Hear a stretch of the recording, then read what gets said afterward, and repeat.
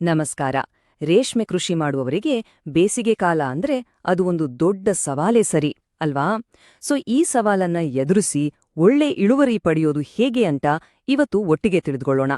ಅದರಲ್ಲೂ ಕರ್ನಾಟಕದ ಬೇಸಿಗೆಯಲ್ಲಿ ರೇಷ್ಮೆ ಬೆಳೆಗೆ ಬರೋ ಪ್ರಮುಖ ರೋಗಗಳನ್ನ ತಡೆಯೋದು ಹೇಗೆ ಅಂತ ನೋಡೋಣ ಬನ್ನಿ. ಮೊದಲಿಗೆ ಈ ಒಂದು ಸಂಖ್ಯೆಯನ್ನ ಗಮನಿಸಿ.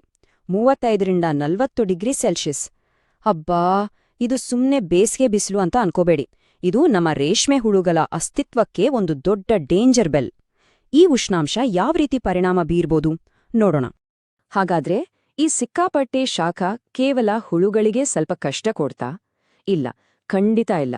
ಇದು ರೇಷ್ಮೆ ಹುಳುಗಳ ಆರೋಗ್ಯದ ಮೇಲೆ ನೇರವಾಗಿ ಅಟ್ಯಾಕ್ ಮಾಡುತ್ತೆ. ಅವುಗಳ ರೋಗನಿರೋಧಕ ಶಕ್ತಿಯನ್ನೇ ಕುಗ್ಗಿಸಿ ಇಡೀ ಬೆಳೆಯನ್ನ ನಾಶ ಮಾಡುವಷ್ಟು ಅಪಾಯಕಾರಿ. ಇದನ್ನ ತಡೆಯೋದು ಹೇಗೆ ಅನ್ನೋದೇ ಇವತ್ತಿನ ಚರ್ಚೆ. ಸರಿ, ಹಾಗಿದ್ರೆ ಈ ಬೇಸಿಗೆ ಬಿಸಿಲು ರೇಷ್ಮೆ ಹುಳುಗಳ ಮೇಲೆ ಯಾಕೆ ಇಷ್ಟೊಂದು ಒತ್ತಡವನ್ನು ಸೃಷ್ಟಿಸುತ್ತೆ ಅಂತ ಮೊದಲು ಅರ್ಥ ಮಾಡ್ಕೊಳ್ಳೋಣ. ಯಾಕಂದ್ರೆ ಎಲ್ಲಾ ಸಮಸ್ಯೆಗಳು ಶುರುವಾಗೋದೇ ಇಲ್ಲಿಂದ. ಇಲ್ಲಿ ಬರೀ ಬಿಸಿಲು ಮಾತ್ರ ವಿಲನಲ್ಲ ನೋಡಿ. ಒಂದ್ ಕಡೆ ರೂಮ್ ಟೆಂಪರೇಚರ್ 32 ಡಿಗ್ರಿ ದಾಟುತ್ತೆ, ಇನ್ನೊಂದ್ ಕಡೆ ತೇವಾಂಶ ಹೆಚ್ಚು ಕಡಿಮೆ ಆಗ್ತಾನೇ ಇರುತ್ತೆ. ಸರಿಯಾಗಿ ಗಾಳಿನೇ ಆಡಲ್ಲ.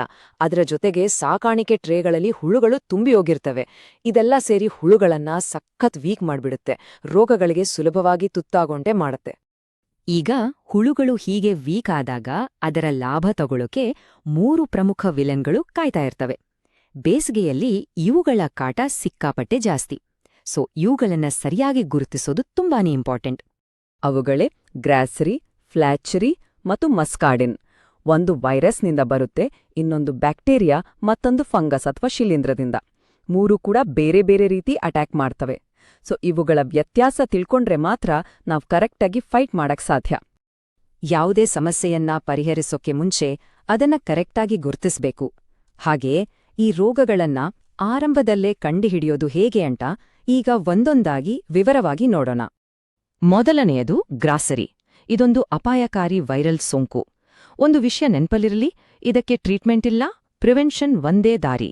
ಅಂದ್ರೆ ಬರೋ ಮುಂಚೆ ತಡೆಯೋದಷ್ಟೇ ನಮ್ ಕೈಲಿರೋದು. ಜಾಸ್ತಿ ಟೆಂಪರೇಚರ್ ಮತ್ತೆ ಸರಿಯಾದ ಸ್ವಚ್ಛತೆ ಇಲ್ದೇ ಇದ್ರೆ ಇದು ಖಂಡಿತ ಬರುತ್ತೆ. ಇದರ ಲಕ್ಷಣಗಳನ್ನ ಈಸಿಯಾಗಿ ಕಂಡುಹಿಡಿಬಹುದು. ಹುಳುವಿನ ಮೈಯೆಲ್ಲ ಊದ್ಕೊಂಡು ಚರ್ಮಕ್ಕೆ ಎಣ್ಣೆ ಸವರ್ದ ಹಾಗೆ ಹೊಳೆಯೋಕ್ ಶುರುವಾಗುತ್ತೆ. ಹುಳು ಮೇವು ತಿನ್ನೋದನ್ನೇ ನಿಲ್ಲಿಸ್ಬಿಡುತ್ತೆ. ಈ ಥರ ಚಿಹ್ನೆಗಳು ಕಂಡ ತಕ್ಷಣ ಅಲರ್ಟ್ ಆಗ್ಬಿಡಬೇಕು. ಇದು ಗ್ರಾಸರಿಯ ಸ್ಪಷ್ಟ ಸಂಕೇತ. ಮುಂದಿಂದು ಫ್ಲಾಚೆರಿ. ಇದು ಬ್ಯಾಕ್ಟೀರಿಯಾದಿಂದ ಬರೋದು. ಬಿಸಿ ವಾತಾವರಣದಲ್ಲಿ ಇದು ಕಾಡ್ಗಿಚ್ಚಿನ ಥರ ಸಖತ್ ಬೇಗ ಹರಡುತ್ತೆ. ಇದಕ್ಕೆ ಮುಖ್ಯ ಕಾರಣ ಅಂದ್ರೆ ಕಳಪೆ ಕ್ವಾಲಿಟಿ ಸೊಪ್ಪು ಕೊಡೋದು ಮತ್ತೆ ಜಾಸ್ತಿ ಹೀಟ್. ಗ್ರಾಸೇರಿಯಲ್ಲಿ ದೇಹ ಊದುಕೊಂಡ್ರೆ ಫ್ಲಾಚೆರಿಯಲ್ಲಿ ಹುಳುವಿನ ದೇಹ ಮೆತ್ತಗಾಗ್ಬಿಡುತ್ತೆ. ಜೊತೆಗೆ ಟ್ರೇಗಳಿಂದ ಒಂದ್ ರೀತಿ ಕೆಟ್ಟ ವಾಸನೆ ಬರೋಕ್ ಶುರುವಾಗತ್ತೆ. ಇದೇ ಇದರ ಮುಖ್ಯ ಗುರುತು. ಈ ವಾಸನೆಯಿಂದಲೇ ಇದನ್ನ ನಾವು ಬೇಗ ಕಂಡಿಡಿಬಹುದು. ಕೊನೆಯದಾಗಿ ಮಸ್ಕಾರ್ಡಿನ್. ಇದೊಂದು ಫಂಗಲ್ ಇನ್ಫೆಕ್ಷನ್. ಇದು ಹುಳುವನ್ನ ಸಾಯಿಸಿ ಅದನ್ನ ಒಂದ್ ರೀತಿ ಸೀಮೆ ಸುಣ್ಣದ ಕಡ್ಡಿ ತರ ಗಟ್ಟಿ ಮಾಡ್ಬಿಡುತ್ತೆ. ಸಿಕ್ಕಾಪಟ್ಟೆ ತೇವಾಂಶ, ಸರಿಯಾಗಿ ಗಾಳಿಯಾಡದ ಜಾಗಗಳು ಇದ್ರೆ ಈ ಫಂಗಸ್ ಆರಾಮಾಗಿ ಬೆಳೆಯುತ್ತೆ. ಇದರ ಸಿಂಪ್ಟಮ್ ಅಂತೂ ತುಂಬಾನೇ ಕ್ಲಿಯರ್. ಸತ್ತ ಹುಳುವಿನ ಮೈ ಕಲ್ಲಿನದರ ಗಟ್ಟಿಯಾಗಿ ಅದರ ಮೇಲೆ ಬಿಳಿ ಪೌಡರ್ ತರ ಫಂಗಸ್ ಬೆಳೆದಿರುತ್ತೆ. ಅದಕ್ಕಾಗಿಯೇ ನಮ್ಮ ರೈತರು ಇದನ್ನ ಸುಣ್ಣಕಟ್ಟಿನ ರೋಗ ಅಂತಾನೂ ಕರೆಯೋದು. ಆ ಹೆಸರೇ ರೋಗವನ್ನ ಪರ್ಫೆಕ್ಟ್ ಆಗಿ ವಿವರಿಸುತ್ತೆ. ಈ ಟೇಬಲ್ ನೋಡಿ, ಎಷ್ಟು ಸಿಂಪಲ್ ಆಗಿದೆ. ಗ್ರಾಸರಿ ಅಂದ್ರೆ ಊದಿಕೊಂಡ ದೇಹ, ಫ್ಲಾಚೆರಿ ಅಂದ್ರೆ ಮೆತ್ತಗಿನ ದೇಹ ಜೊತೆಗೆ ಕೆಟ್ಟ ವಾಸನೆ, ಮಸ್ಕಾರ್ಡಿನ್ ಅಂದ್ರೆ ಕಲ್ಲಿನ ತರ ಗಟ್ಟಿಯಾದ ದೇಹ. ಈ 3 ವ್ಯತ್ಯಾಸ ತಲೆಲಿಟ್ಕೊಂಡ್ರೆ ರೋಗವನ್ನ ಆರಂಭದಲ್ಲೇ ಪತ್ತೆ ಹಚ್ಚುವುದು ಸುಲಭ. ರೋಗ ಬಂದ್ಮೇಲೆ ನೋಡೋದ್ಕಿಂತ ಬರ್ದೇ ಹಾಗೆ ತಡೆಯೋದೇ ಜಾಣತನ ಅಲ್ವಾ?